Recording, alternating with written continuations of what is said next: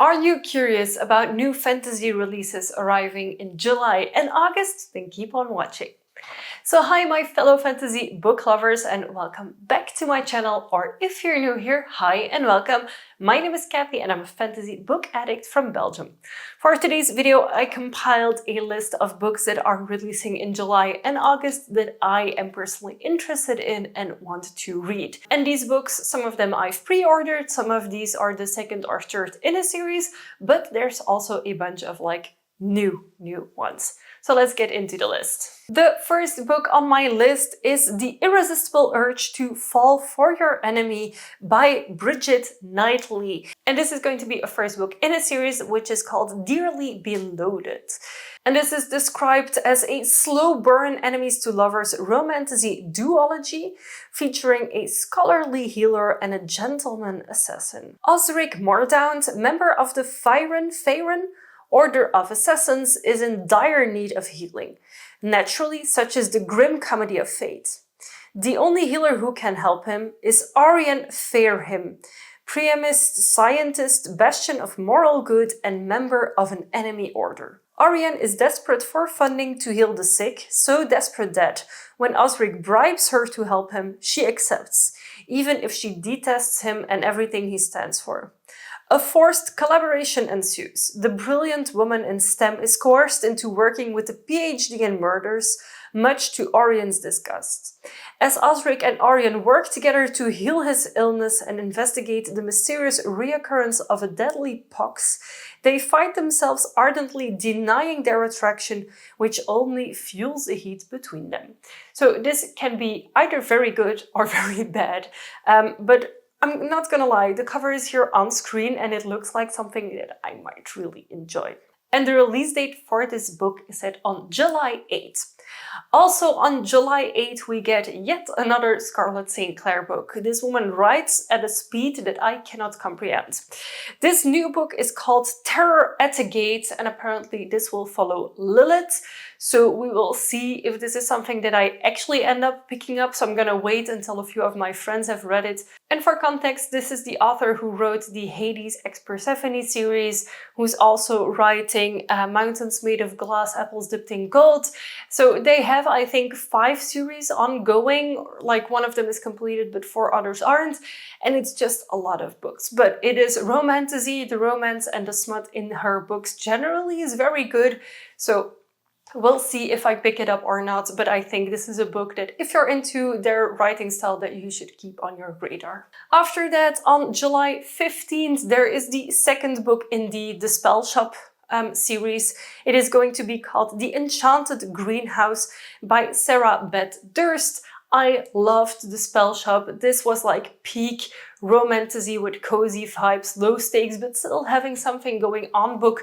I loved it. I'm not further gonna read into the Enchanted Greenhouse's description yet because I have pre-orders to book and once it arrives I'm immediately gonna read it because I loved the way that the first book was written. So I really hope it continues with the same characters and within the same world building or different characters in this world building because I actually loved it.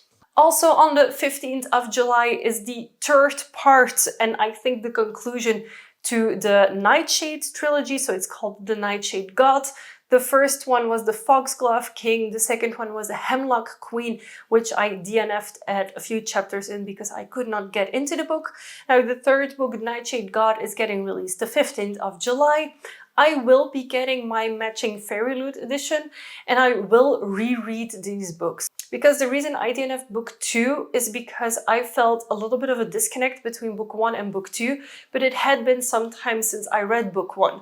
But I remember really liking the vibe of book 1, so I don't want to write off this entire series yet. I want to try and give book 2 another go and also get book 3 because I know I'm gonna regret not getting it because the overall ambiance and the overall vibe of this series is something that I'm really into.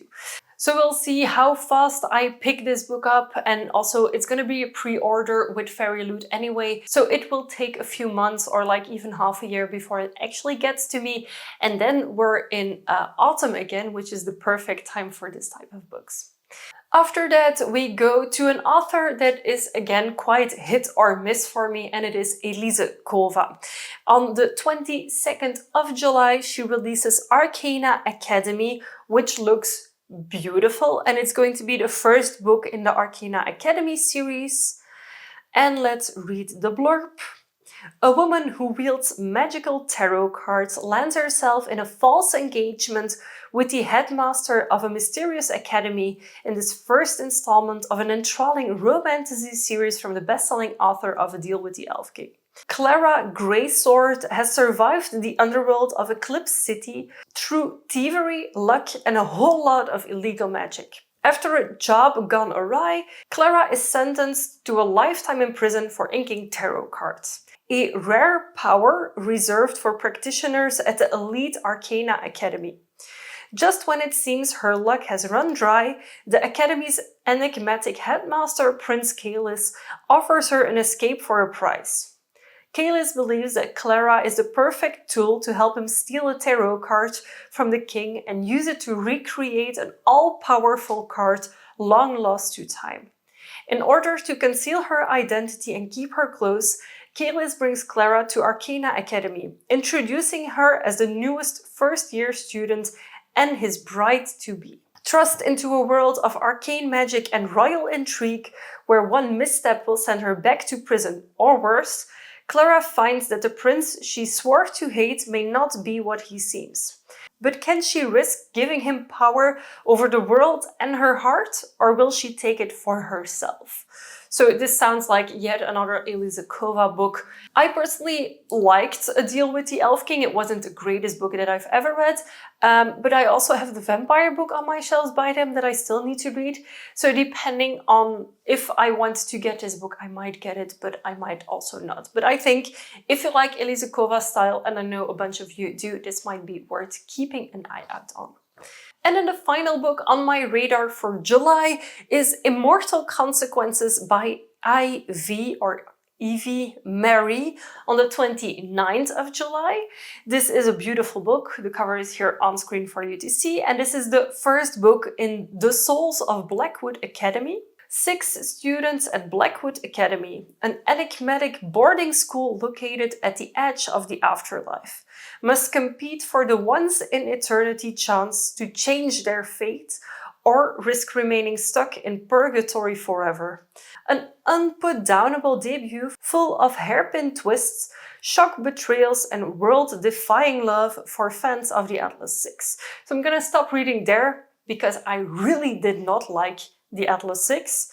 So I'm not going to read this. So I'm going to scrap this from my list. And this is why I make these types of videos, because it's not because I didn't like a premises of a book that you maybe couldn't like it. So if you like the Atlas 6, then Immortal Consequences might be worth it. Now, I might still pick up this book at some later date if like other people around me tell me that it is better than Atlas 6, because I really didn't like Atlas 6. So yeah, this one is a big maybe for me. It's still on my list because I gathered a bunch of books, and at first glance I thought this might be interesting, but now reading into it a little bit more, it is not. And then of course in August there's 2 releases that I'm really excited about.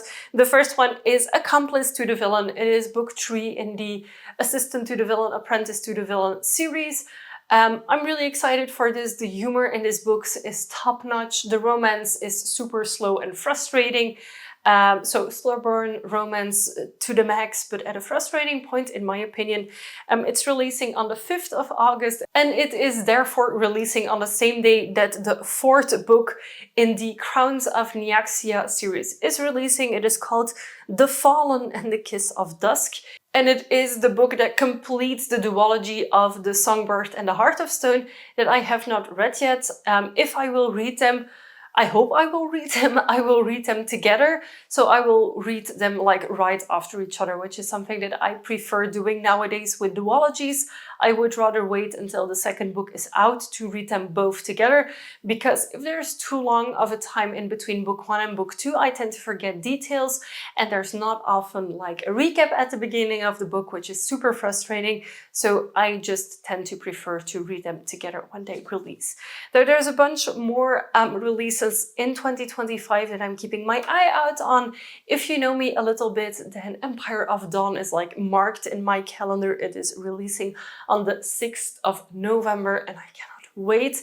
I, of course, already pre-ordered my hardcover edition of it so that when it releases, I can immediately read it and I cannot wait. I'm super excited for the final installment in the Empire of the Vampire series by J. Kristoff. So these are some of the fantasy book releases that I'm having my eye on in the next few months. I have actually pre-ordered 3 of these books already. I pre-ordered The Enchanted Greenhouse, Accomplice to the Villain, and of course Empire of the Dawn by J. Kristoff. Other than that, I'm gonna see what I can get my hands on, if I can find it somewhere locally or not, or if I'm even still interested in these books whenever they release, which is always an option that I won't be, because one of them, even during this video, I discovered was not really for me. But of course, there are a lot more books releasing in the next few months. If there's something you want to share with me, do so down below in the comments. And of course, if you're looking forward to one of these books as well, I would love to know. If you enjoyed this video, feel free to give it a big thumbs up. And if you haven't already and you'd like to be, feel free to subscribe to my channel. I make weekly videos and would love to have you for every single one of them. Thank you so much for watching and happy reading. Bye!